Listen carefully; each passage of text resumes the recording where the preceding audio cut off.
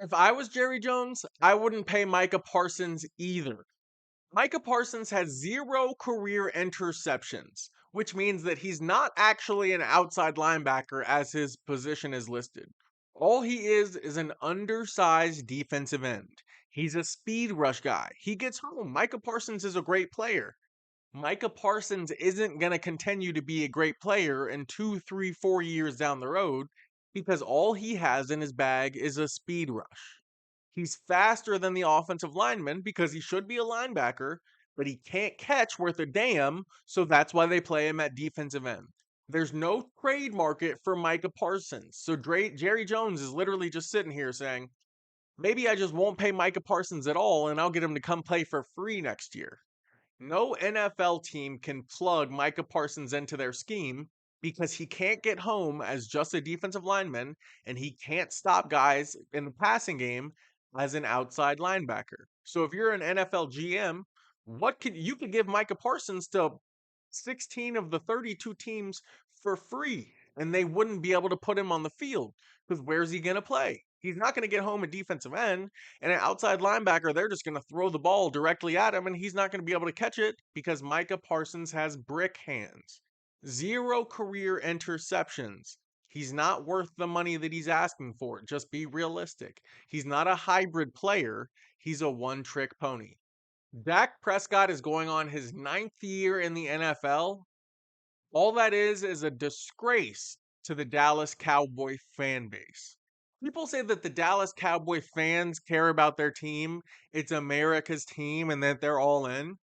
If the Dallas Cowboys were America's team, then why would they let a mediocre quarterback start for 9 seasons? A guy that everybody knows no way in hell will he ever, ever, ever win a Super Bowl.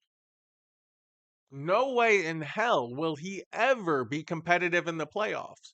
But he's the starting quarterback for America's team? Throw the whole moniker away. The Dallas Cowboys aren't America's team anymore because they're not putting competitive players out on the ball field. They don't want to pay Micah Parsons, but they're going to commit to Dak Prescott forever. They said Dak Prescott can make a home here, bring his family, his wife, his kids, his cousins, his daughters, uncles, children, everybody. Bring them. Dak Prescott's welcome here in Dallas. You need to get Dak Prescott out of town immediately because Dak Prescott wouldn't be the starting quarterback on any of the other 32 NFL teams. He's been a backup quarterback since day one, and he will be a backup quarterback until the day he retires. His skill set is not meant to be put out on the field for 4 quarters, 17 games a season. The Buffalo Bills have sold their entire franchise to focus around Josh Allen. And Josh Allen is a guy who couldn't win the Super Bowl if it was just him and your grandma out on the field. It doesn't matter how good Josh Allen is during the regular season. In the regular season, Josh Allen is one of the best quarterbacks in the entire NFL. He's almost unstoppable. Let the playoffs start. As soon as the playoffs start, Josh Allen becomes a round one exit every single year. He'll never win a Super Bowl because he will never get to the Super Bowl. And it's not like Josh Allen just isn't performing. He's going up against better quarterbacks. But at a certain point, when do we stop giving Josh Allen credit? Because if you're playing better quarterbacks every year in the playoffs and they're knocking you out every single year, and it's just in your division and there's 5 or 6 guys better than you, then Josh Allen's just an average quarterback. We treat him like he's one of the best in the league when he's the 5th or 6th best quarterback in his own division. If you need to win a playoff game tomorrow, give me CJ Stroud over Josh Allen. CJ Stroud has proven that he'll win playoff games. Jaden Daniels has proven that he'll win playoff games. Josh Allen, I cannot depend on. Josh Allen has documented that he is incapable of winning when it matters the most. His team has been stacked every year. His wide receivers core has been stacked every single year. He's had offensive linemen and a great running back every single year.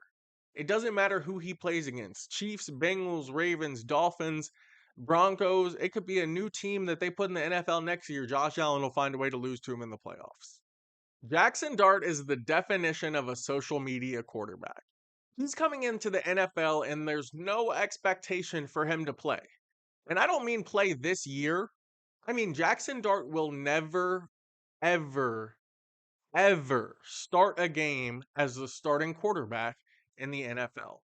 He's going to come in for the New York Giants and sit behind three veteran quarterbacks: Russell Westbrook, Jameis Winston, another guy, and then Jackson Dart's going to be the fourth string quarterback on the depth chart. So he's just going to be in there learning. Next year, Russell Wilson's going to come back. The year after that, if the Giants are serious about getting a quarterback, they'll go draft somebody. But they're not going to put third year Jackson Dart in on the roster. If Jackson Dart were a starting quarterback, he would prove it to us this year. And you haven't heard one peep about Jackson Dart possibly taking the starting role. He's coming in literally to just hang out, have fun, enjoy his time in the NFL, but he's 3 years away from his career being over forever. Jackson Dart has no intent to play in the NFL. The New York Giants have no intent to play Jackson Dart in the NFL. He's just a good look for social media. He's a way to get fans in the stands, butts in seats, season tickets sold, and jerseys sold in the front office. But what he is not is an NFL quarterback. Jackson Dart came from Ole Miss, where they were playing the definition of a college style offense. They're going to do a long play action, draw in the safeties, and then bomb it over your head.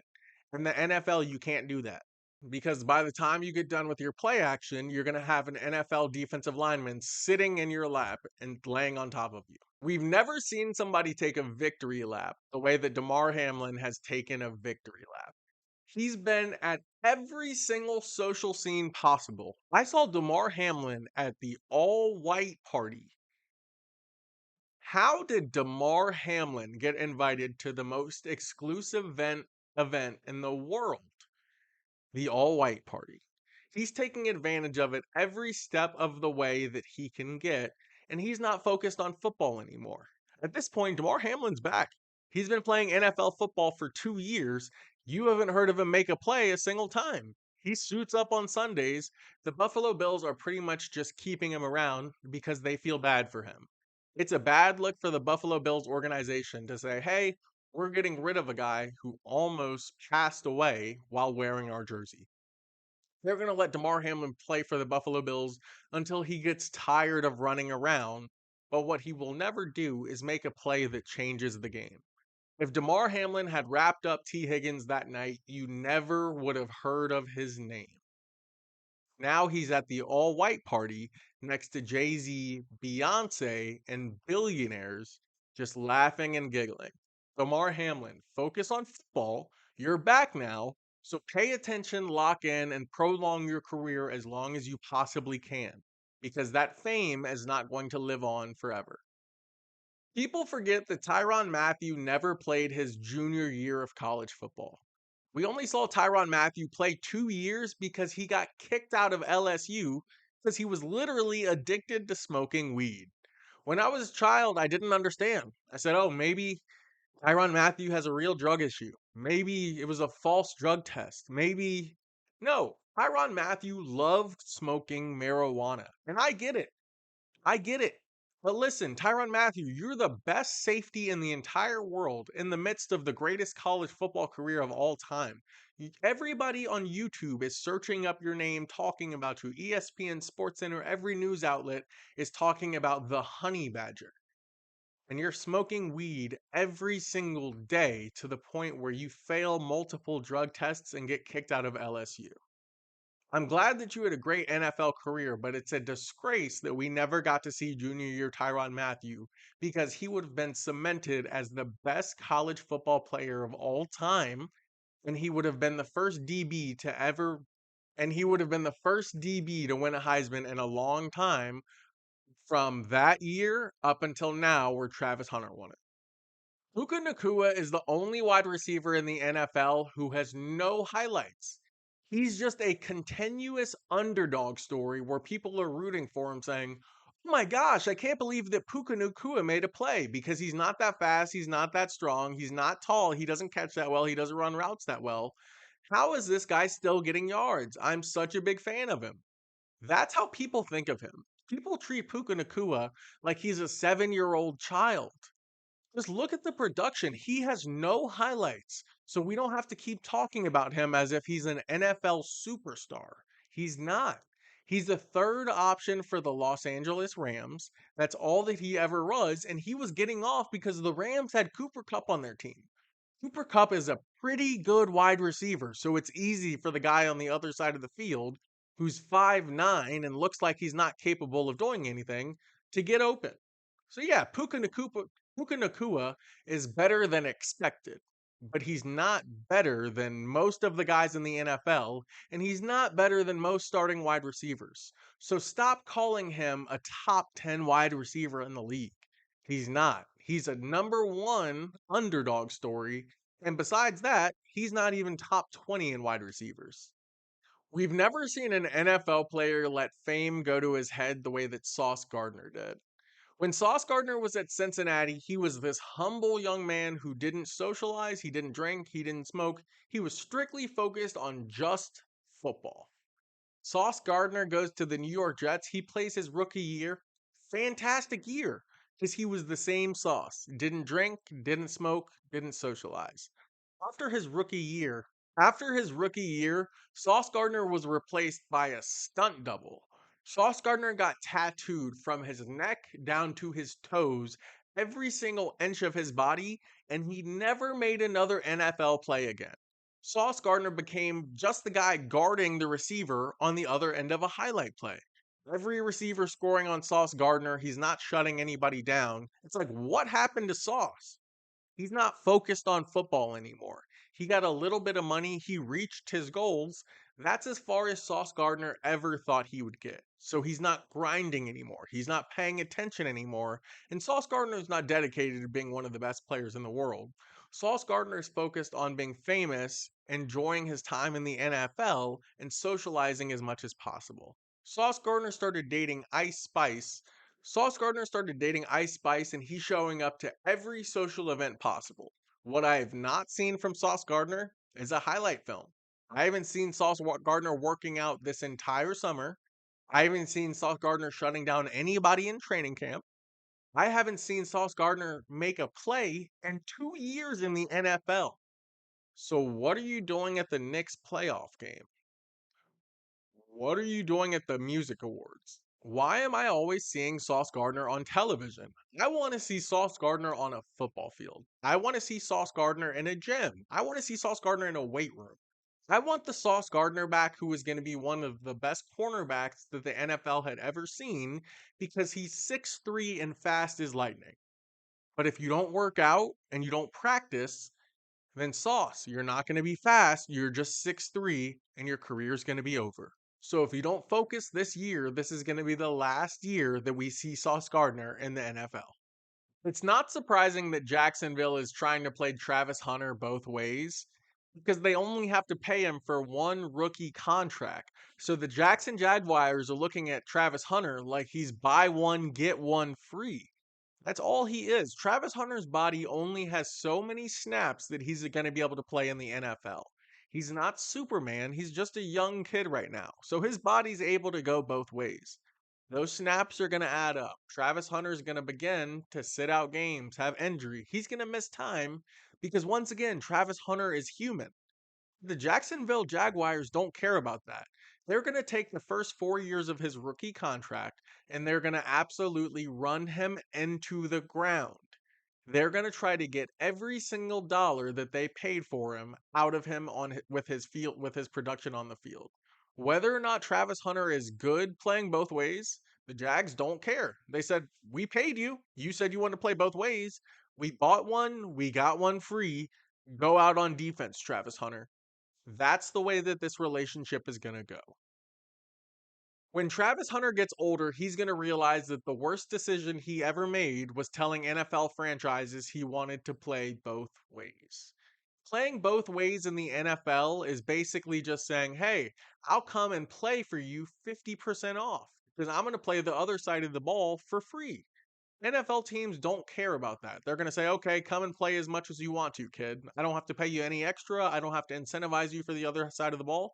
Okay, great. Travis, go play as much as you want to.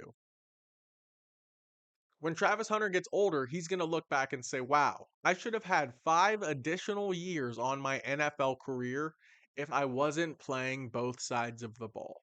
I would have been a Hall of Fame player if I was just playing one side of the ball.